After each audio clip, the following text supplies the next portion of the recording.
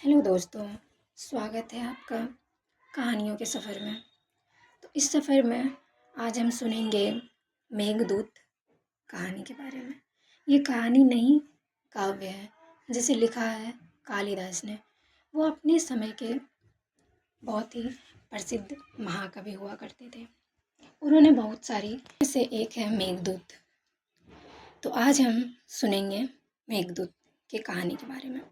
तो ये कहानी कुछ इस प्रकार से है कि हिमालय पर्वत पर एक नगरी है जिसका नाम है अलकापुरी। ये नगरी कुबेर की है। इस नगर में जितने भी महल हैं, राजा के महल, पूरा स्वर्ण से बना हुआ, हीरे जवाहरात से अलंकृत किया हुआ, धन संपदा की कोई कमी नहीं, सब सुखी है यहाँ पे, चारों ओर खुशहाली ही खुशहाली। और यहाँ के जो राजा हैं कुबेर, वो अपनी प्रजा से नो नो नो नो प्रजा से वाला बात। इसी नगर में रहता है एक यक्ष। यक्ष जो है वो राजा का सेवक है। उसका काम है प्रतिदिन स्वर्ण कमल लाना, जिसकी पूजा कुबेर करता है। तो एक दिन यक्ष स्वर्ण कमल लाने गया था, लेकिन वह अपनी पत्नी से बहुत प्रेम करता है। यक्ष का अपनी पत्नी के प्रति बहुत ज़्यादा प्रेम है, इतना प्रेम कि वह दिन भर हमेशा बस अपनी पत्नी के बारे में ही सोचता रहता है कि वह कैसे अपनी पत्नी के साथ रहे, उससे बातें करे, उसके साथ ही रहे। तो स्वर्ण कमल लाने में उसने देर कर दी। वह स्वर्ण कमल लाने की जगह एक पेड़ के नीचे बैठ कर के अपनी पत्नी के बारे में ही सोचता रहा। अपनी पत्नी के प्रेम में खो गया और स्वर्ण कमल लाने में देर कर दी। तो जब वह दरबार में पहुंचा तो राजा पूरा क्रोधित था पहले से ही, क्योंकि देर हो गई थी स्वर्ण कमल लाने में, उसकी पूजा में देरी हो गई थी। तो कुबेर ने पूरा क्रोध में आके यक्ष को कहा कि तुम सेवक हो, तुमको पता होना चाहिए कि सेवक का काम होता है अपने स्वामी के प्रति हमेशा तत्पर रहना, उसका काम करना सबसे पहले, उसके बाद ही कोई और काम करना। लेकिन तुम हमेशा अपनी पत्नी की चिंता में खोए रहते हो, अपनी पत्नी के प्रेम में खोए रहते हो। तुम्हें सुध-बुध रहती ही नहीं है कि पहले स्वामी का काम किया जाना चाहिए। इसलिए मैं तुम्हें दंड देता हूँ कि तुम 1 वर्ष के लिए देश से निष्कासित किए जाते हो और तुम शिक्षा लेकर के आओ कि एक सेवक का अपने स्वामी के प्रति क्या दायित्व होता है। तो यक्ष को अपने स्वामी की बात माननी पड़ती है। बड़े दुखी मन से उसका निष्कासन होता है। अंतिम समय में भी उसे एक बार अपनी पत्नी से मिलने नहीं दिया जाता है। इतना बड़ा दंड उसे दिया जाता है। उसकी पत्नी को राजा ने खबर भिजवा दी कि तुम्हारे पति को, यक्ष को, 1 वर्ष के लिए निष्कासन कर दिया गया है।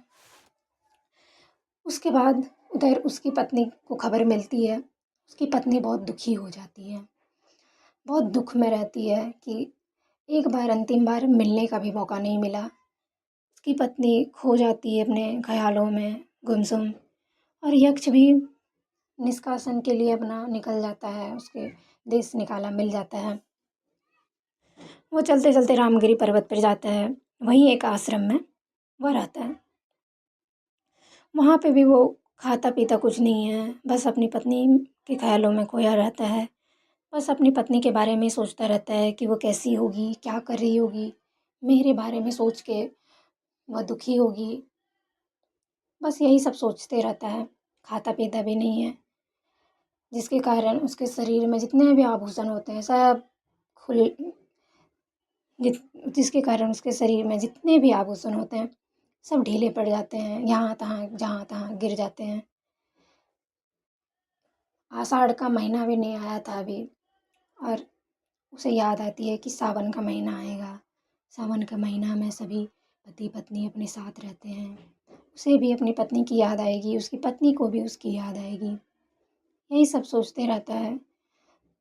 एक दिन वह उस जंगल से, आश्रम से निकल कर के कुछ दूर जा रहा होता है। जाते जाते उसे एक मंदिर मिलता है। वो मंदिर भगवान विष्णु की होती है। तो वह मंदिर में यक्ष भगवान विष्णु की मूर्ति देखकर उसे एक युक्ति सूझती है। यक्ष जो था वह मूर्ति बनाने में बहुत निपुण था। तो वो सोचता है कि क्यों ना हम अपनी पत्नी की मूर्ति बना कर के उस इसी तरह से उसको देख लिया जाए। तो वो रोज़-रोज़ जंगल से मिट्टी लाता है, मिट्टी इकट्ठा करता है, कंकड़ चुनता है उससे, मिट्टी गीली करता है और घास-फूस लाता है उखाड़ के, जिससे ढाँचा बनाता है और बनाते-बनाते उसकी पत्नी की मूर्ति बन जाती है। अपनी पत्नी की मूर्ति हूबहू वो अपनी पत्नी के जैसे बनाता है, उसमें रंग भरता है। तब तक आषाढ़ का महीना भी आ जाता है। आषाढ़ की महीने की पहली बारिश कुछ बूंदें मूर्ति में गिरती है, तो मूर्ति गीली हो जाती है, उसका रंग उतरने लगता है। यक्ष को लगता है कि मेरी पत्नी को लग रहा है कि मैं किसी और स्त्री के साथ हूँ।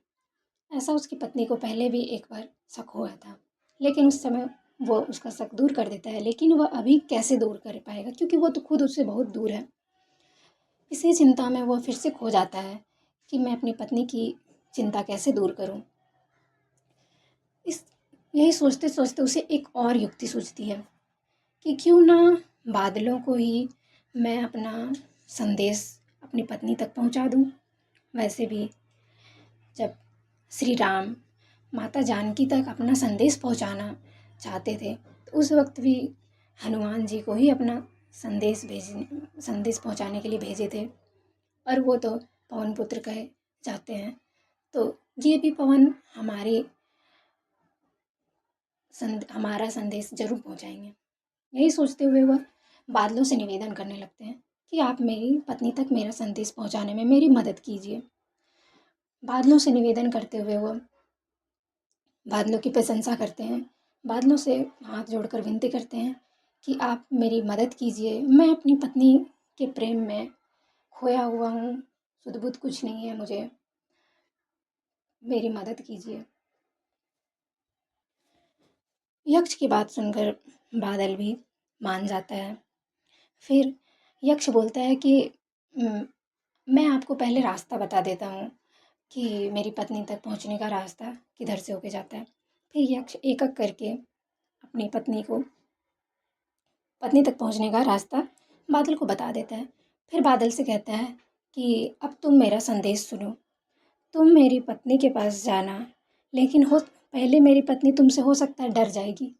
तो उसको मेरे तरह बोलना कि देखो तुम अभी डरोगी तो फिर मेरा संदेश कैसे पाओगी, मेरा कुशल-क्षेम कैसे पता करोगी? इसलिए तुम डरो मत, अभी सुनो। अभी डर जाओगी तो फिर जानोगी कब? तुम बोलना वो समझ जाएगी। फिर तुम मेरा संदेश पहुँचाना कि मैं यहाँ तुमसे दूर बस तुम्हीं को याद करता हूँ। तुम हमको हमेशा याद करती हो, वैसे मैं भी तुम्हें याद करता हूँ। तुम चाँद को देख के मुझे याद करती हो, मैं भी उसी चाँद को देख के तुम्हें याद करता हूँ। मैं तुम्हारे बिना यहाँ खुश नहीं हूँ। तुम अपने आप को स्वस्थ रखो, ठीक से रहो, हम जल्दी ही मिलेंगे। ऐसे करके तुम मेरा संदेश मेरी पत्नी तक पहुँचा देना।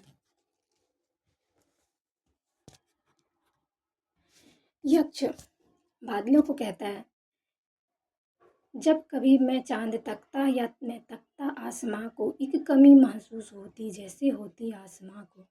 सैकड़ों झिलमिल सितारे और चंदा पास हैं, पर मेरी यमुना है नहीं अलंग नंदा पास है। और रातें हैं अनेकों, दिन नहीं बनता है लेकिन देह बन जाते हैं, कोई मन नहीं बनता है लेकिन तारे जब होते घरों में या अमा का वक्त होता, जैसे तुम रोती हो ये आसमां वैसे ही रोता। हो भले मन में ही मेरे यानी मेरे मन का भ्रम हो, आसमां जब देखता हूँ मुझे लगता कि तुम हो। जब कभी मैं इस धरा को आंख भर कर देखता हूँ, जिस तरह यह मर रही उसी बात मर कर देखता हूँ। सैकड़ों हैं सुरभियाँ उत्पल खिले हैं हर दिशा में, छद्म भांति बोध होता जब देखता असली दशा में। अपना संदेश अपनी पत्नी के लिए यक्ष देते हुए मेघ को विदा करता है। मेघ अब पहुंचता है यक्ष की पत्नी के पास। तो यक्ष की पत्नी खिड़की पे बैठे यक्ष की पत्नी खिड़की पे बैठे मैना से बात कर रही होती है। यक्ष की पत्नी भी उसके ख्यालों में सूख की कांटा हो चुकी होती है। ना वो आभूषण पहनती है, ना श्रृंगार करती है, ना वो हँसती है, वो कुछ नहीं करती है, बस ऐसे ही अपने पति के ख़्यालों में खोई हुई रहती है। जब मेघ जाके गरजता है, आवाज़ देता है, तो यक्ष की पत्नी बाहर निकलती है। तब यक्ष उसको अपना संदेश देता है कि तुम्हारा पति तुम्हारे लिए संदेश भेजा है कि वो भी तुम्हें उसी तरह याद करता है जैसे तुम उसे याद कर रही हो। वो भी वहाँ मर रहा है तुम्हारे बिना। यक्ष का संदेश पाकर यक्ष की पत्नी को थोड़ा सुकून मिलता है कि इतने दिन बाद कुछ तो संदेश मिला। मेरे पति यक्ष यानी कुशल तो हैं। फिर यक्ष यक्ष का संदेश में बादल कहता है कि अब श्राप समाप्त होने में 2 माह ही बचे हैं। देव उत्थान एकादशी को श्राप समाप्त हो जाएगा। यह सुनकर यक्ष की पत्नी खुश हो जाती है कि अब श्राप समाप्त होने को है, अब पति से हम मिलेंगे शीघ्र। यह खबर जब पहुंचती है कुबेर तक, तो कुबेर को बहुत दुख होता है कि हम ऐसे जोड़ी को अलग कर दिए जो एक दूसरे से इतना प्रेम करता है, इतने इसके प्रेम की कोई सीमा नहीं है। इन्होंने मेघ को भी दूत बना दिया अपने संदेश भेजने के लिए। कुबेर को बहुत दुख होता है, तो कुबेर शीघ्र उसका श्राप खत्म करता है और उसका आने का यक्ष का आने का व्यवस्था करता है। फिर यक्ष को तुरंत यक्ष की पत्नी से मिलवाया जाता है। फिर दोनों साथ में हंसी खुशी रहते हैं। यहीं पे हमारी कहानी मेघदूत समाप्त होती है। तो कैसा लगा आप लोगों को ये कहानी? अगर अच्छा लगा तो चैनल को सब्सक्राइब ज़रूर करें, और अच्छा नहीं भी लगा फिर भी सब्सक्राइब कर लें। नई कहानी हो सकता है आपको और अच्छी लगे, तो कहानी सुनने